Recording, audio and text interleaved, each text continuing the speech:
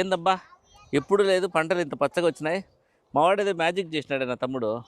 రే తమ్ముడు, అన్నా అన్నా అన్నా అన్నా ఏం చేసినారా తమ్ముడు? పంట ఇంత బాగా వచ్చింది. ఏముందన్నా, యూట్యూబ్ చూడము. యూట్యూబ్ చూసిన తర్వాత ఏ పంటకి ఏ మందు కొట్టాలి, ఏ రోజు ఏం చేసుకోవాలి అనేది తెలుసుకోవడము, మందు ప్రిపేర్ చేసుకోవడము, కొట్టుకోవడము.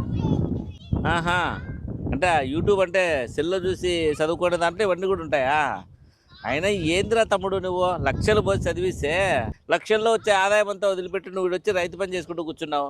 ఎంత నష్టం చూడు. నీ ఫ్రెండ్ చూడు, ఒకడు నెలకు లక్షల్లో ప్యాకేజ్, ఒకడు యూఎస్లో ఉన్నాడు, ఒకడు స్విట్జర్లాండ్ ఉన్నాడు, ఏడాడ ఉన్నాడు రా. నువ్వు వచ్చి ఇక్కడ పని చేసుకుంటున్నావు తమ్ముడు. అన్నా, మీ తమ్ముడు సామాన్యుడు కాదన్నా. మీ తమ్ముడు చేసే పనిలో ఒక పర్పస్ ఉంటుందన్నా. అన్నా, వాళ్ళు లక్షలు సంపాదించానన్నా, కానీ మనం పండించే పంట ద్వారా 10 మందికి అన్నం పెట్టచ్చన్న. ఆ మనసు సంతృప్తి చాలన్నా. నువ్వు నా బెస్ట్ ఫ్రెండ్ రా, అందుకే నువ్వు అంటే నాకు చాలా ఇష్టం. నీ ఆలోచన బాగానే ఉంది రా తమ్ముడు, అందరికీ కడుపు నింపుతానంటాను. కానీ ఇప్పుడు మార్కెట్ సరిగ్గా లేదురా. పండించిన పంట మార్కెట్ లేకపోతే తక్కువ రేటు పోతుంది, మనకు గిట్టుబాటు కాదు. ఏం చేయాలో కూడా అర్థం కాదురా. ఇట్లాంటి టైంలో నువ్వు వచ్చి వ్యవసాయం చేసుకుంటా అంటే రేపు పొద్దున చాలా బాధపడాల్సి వస్తుందిరా తమ్ముడు నువ్వు. అవునరా, నిజమేరా. గిట్టుబాటు ధర లేక రైతులకు చాలా నష్టం వస్తుందిరా.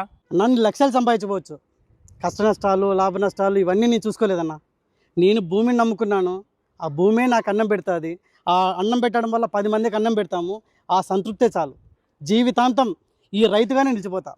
రైతే రాజు, రైతే ఈ దేశానికి వెన్నెముకన. సరేరా, నీ మంచి ఆశయం మంచిదే. ఏమో భగవంతుడు ఉన్నాడు, భగవంతుడు మనల్ని చల్లగా చూస్తాడు. సరేరా, పంటని ఇంకా జాగ్రత్త చూసుకోప్ప మావానికి. అట్లా మార్కెట్ గురించి కూడా చెప్పు. మన వెనకాల గోతులు తవ్వే వాళ్ళు ఉంటారు. రేయ్, మంచితనంతో 10 మందికి సహాయపడాలని చూస్తున్నావు. ఆ భగవంతుడు మనకు మంచి చేస్తాడు రా. రైతే రాదని గొప్ప మాట చెప్పినారా. ఈరోజు నేను ఇన్ని రోజులు రైతాంగం చేస్తానందుకు చాలా సంతోషంగా ఉందిరా తమ్ముడు. ఏం కాదన్నా, నేను తోడుగానే ఉన్నాను, నేను చూసుకుంటా ఉంటాను. నేను కూడా ఉంటాను రవి.